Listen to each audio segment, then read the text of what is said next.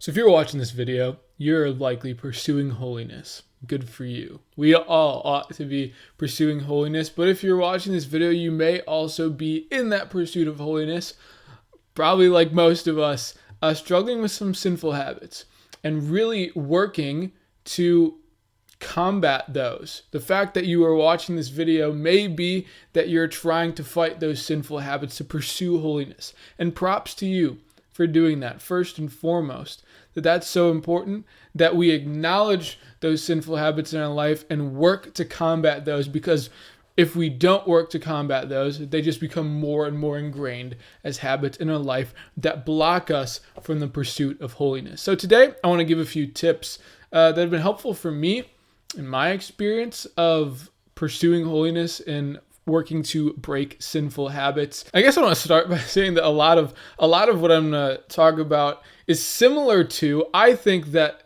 this kind of the working towards breaking sinful habits and pursuing holiness is, there are a lot of similarities that I'm going to draw to like working to get in shape, or to stick to a diet, or when you try to get on a diet or a training regimen, or like if you're training for a marathon or some kind of sporting event. There's a lot of similarities, and this is why I often will speak well of fitness and the importance of fitness and working out and nutrition and all of that, because there's a lot of carryover to the spiritual life. So that aside, let's get into some of the tips. And the first one, the most important thing, is establishing your why. Because we can talk all we want to about the how and the what of breaking sinful habits, like the things that you do, but you can have the best plan in place, but if you don't have a why, like an internal, like this is why I'm doing it and this is what I'm doing it for, then everything is just going to fall apart. Like in the example of, say you're going on a diet, you can have the best like food, the best meal plan. You can have the best training program set up for you. You can have all the things in place. But if you don't internally want it for some reason, like bigger than yourself, for some like grand why that you're striving for, that's just ingrained into you, some reason that like you have to have a reason not to go out and eat sweets and eat pizza and all that kind of stuff. There has to be something, because that's what you want. That's like your biological pleasurable desire. So you have to have some kind of why that's greater than that sinful habit that you're attached to. You have to have something where the Lord is so important, and the holiness and the wellness of your soul is so important that it is more important than the sinful habits that you're falling into. So number one, before anything, because nothing else will work unless you have a strongly established why, a reason. So from there we can get into some of the like the how and the what, and I have like 4 or 5 things. And the first one is, again, first and foremost, that we have to be in regular prayer. Because the truth of the situation is, when it comes to like the spiritual life and trying to break sinful habits, is that we can't do it on our own. Like, we are so broken, and we are so disordered towards our sin that it needs a supernatural grace. That a lot of these kind of maybe sinful habits that we have come from a disordered biological desire, to where we gain some kind of pleasure from it, but to a disordered extent. So that is going against our like natural, maybe biological desire that is like spiritually disordered, but that takes a supernatural grace to overcome that like natural biological movement. And that only comes from the hero of our lives, the Savior that imparts grace into us, the Holy Spirit coming into us and moving us towards virtue. Again, from a place first of wanting it with a great why, but then coming to the Lord in prayer to ask for that grace. And we'll talk a little more about that, but for sure has to be regular prayer to grow in relationship with the Lord, because that further establishes our why. That further establishes that like my relationship with the Lord and my holiness and being in communion with God is the important thing, and is the worthy reason to work towards breaking these sinful habits, which again are maybe so like naturally just ingrained in us, especially if they're more and more habitual, that we need grace, supernatural grace that we can't come up with ourselves. The second tip that I would say is in regards to context of like the places or the people or the things that often lead you into the occasion for those sinful habits that you might have. Get away from them. Keep them out of your life. And this, again, is very similar to one of the things that I'll tell people so often in terms of like trying to eat healthy or trying to stick to a diet is to get rid of all the other food. Like for me, that's been the most, one of the most important like practical elements for like trying to stick to a diet and eating healthy is like, don't have unhealthy foods in your fridge, in your cupboards. Because that stuff's easy.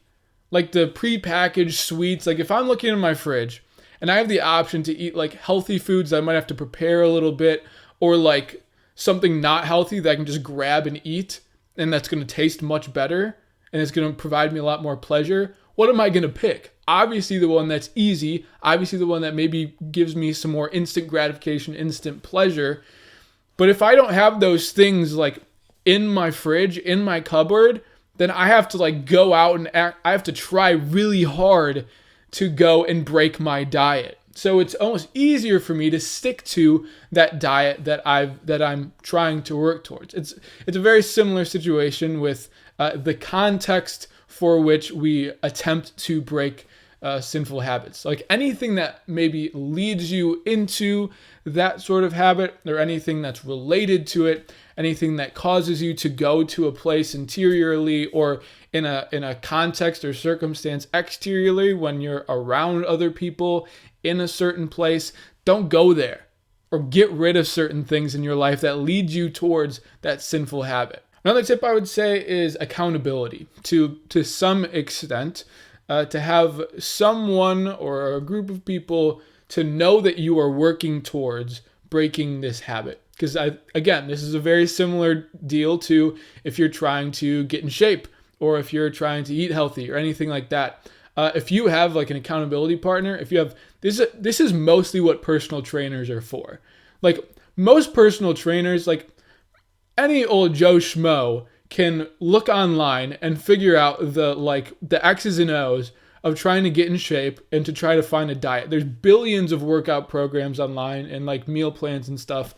A personal trainer, for the most part, is there to hold you accountable, to make sure that like someone else knows that you're working toward this and they're going to push you to do it. And that's an accountability for the spiritual life as well. That even if you like post something online, like if you don't have a specific person who you're like, that person's going to be my accountability person. Again, for like, if you're going on a diet, if you're working to get in shape, if you're like posting updates on it online, or you even just make a post like, yep, about to train for this race in 2 months from now, like people are going to ask you about it because you made a public statement about that you're working towards that. Same thing with the spiritual life, that if you have accountability where you have told other people like, this is a sinful habit that I'm trying to break, and being very vulnerable about that, and them being able to say, how are you doing on that, and encouraging you towards it, and just knowing that someone else knows that you're working towards that, and if you don't accomplish that, then it's almost a disappointment to that person who's trying to hold you accountable, who you said that you're going to work hard towards it. So accountability, in whatever context that is, if you have a specific person, multiple people, or even just doing something to project to other people, and it's not just something in here, because the devil works in our private lives where we try to do it in secret. So not being secretive about these kind of things, being public about it to some extent, to whatever extent it's comfortable and appropriate and helpful for you, creates accountability that will help you move forward in your pursuit. And the last one, and really probably the most important tip that I can give practically, is to go to the sacraments and to receive especially the Eucharist regularly. Daily Mass, for me, has been the most practically helpful thing, because the beauty of the sacraments in the Catholic Church is that they impart an efficacious and effective grace that can come from nowhere else, because it is truly, especially the Eucharist, it is truly Jesus Christ himself that we have an intimate encounter with in the Eucharist, where he comes into us and floods us. That like we are what we eat. So we become more like Christ when we receive him in the Eucharist, and we become a part of Christ. We become the Eucharist that we eat. And that grace from the Lord is just floods into us when we receive the sacraments. So what I would say, as often as you can, and maybe daily, to go to Mass. And part of that too, part of the practical element of this, that is also some sort of accountability, is for you to say, and for me to say, because this was helpful for me, that to stick to what the church teaches, that if you are in a state of mortal sin, you cannot receive the Eucharist. And reasons for this is a video, another video in itself, for all of the inner workings of why that is and why it makes sense. But that if you're in a state of mortal sin, that you can't receive the Eucharist. And to stick to that, because that means that if you've set that you're going to go to daily Mass every day, and then that ties in again to your why, that you authentically want to go to Mass every day, that there's a reason that you are there. But if you fall, then you'll have to go to confession. And let's be honest, like people, I don't want to just be going to the sacrament of confession every day. People say like it's good, but nobody really wants to have to consistently go confess their sins to a priest. And even if you can't get to confession, then you can't get to Mass. So there's this reason for like this barrier to sin, or this like deterrent, because there's consequences. Like it enhances the amount of consequence that you can like tangibly experience, because if I go against this pursuit of breaking this sinful habit, and if I do fall back into this sin, then I can't receive the Eucharist, because I'll have to go to confession, and depending on the timing of it. So it's just another reason that, one, if you go to daily Mass every day, you'll be receiving an overflow of grace from the sacrament of the Eucharist that you just cannot get anywhere else, from the sacramental grace of receiving the Lord, intimate communion with the Lord in the Eucharist. But the second part of it too is that when you are committed and you form almost this covenant with the Lord, and I would suggest reading the book. I read this book. It's called, I think it's Swear to God or Swear to the Lord, something like that, by Dr. Scott Hahn, talking about what covenant is, and how we're forming a covenant with the Lord when we receive the Eucharist, and the importance of that, and how that's not something to take lightly, and that's something like meaningful, and like if there's consequences to it. If we know those consequences, that if we are in a state of mortal sin, we break that covenant with the Lord, and we can't receive the Eucharist. But if we're committed to receiving the Eucharist every day, and we have that covenant with the Lord that I'm going to come to you every single day and receive the Eucharist, and if I want that, then there's consequences to it too. So there's a few things there that I think for me has been the most practically helpful thing towards pursuing holiness and to breaking sinful habits. And the last thing that I want to say to add this on at the end here, is to fall forward. Because in your pursuit of holiness and in our pursuit of breaking sinful habits, we're going to fall. Because again, we can't do this on our own. And we're sinful and broken. We have attachments and we have disordered desires.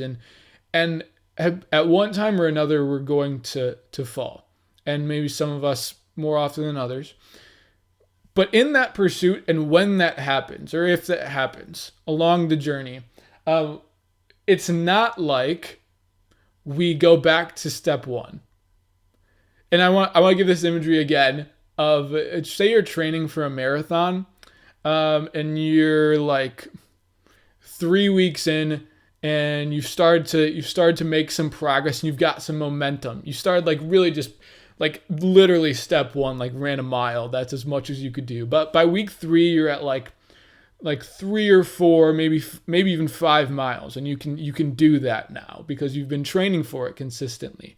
But then you have like an off week, and you just you're in your head and you miss a week of training, And like that's a pretty significant fall, maybe comparable in some way or another. But it's not like when you get back from that week, you can only run a mile because you've been training for it. You have 3 weeks of consistent training and your body has that like muscle memory that when you come back, it's not like you're at step one. You maybe took a few steps back. Maybe now like it's maybe 4 miles is much harder than it was than when you stopped running like a week ago. But it's not like you can't run 2 or 3 miles.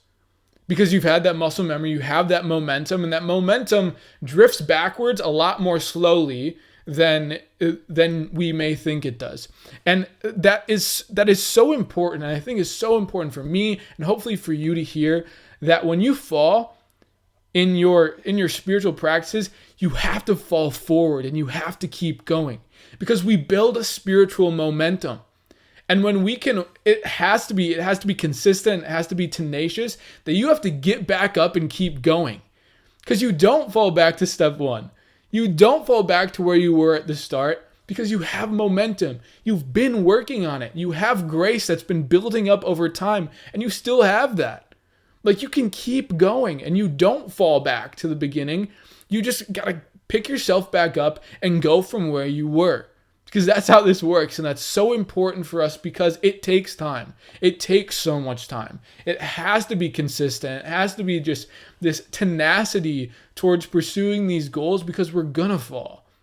But it has to be consistent over time, over a long period of time of working towards pursuing holiness, pursuing communion with the Lord, and getting back up when we fall because the Lord is there and desires so much for us to continue to move towards him, to continue to pursue holiness because he's running towards us.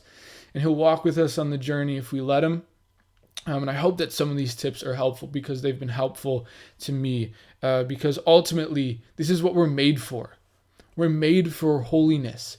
We're not made to live in our sinful habits and our failures and our shortcomings and our weakness. We are made to be like Christ.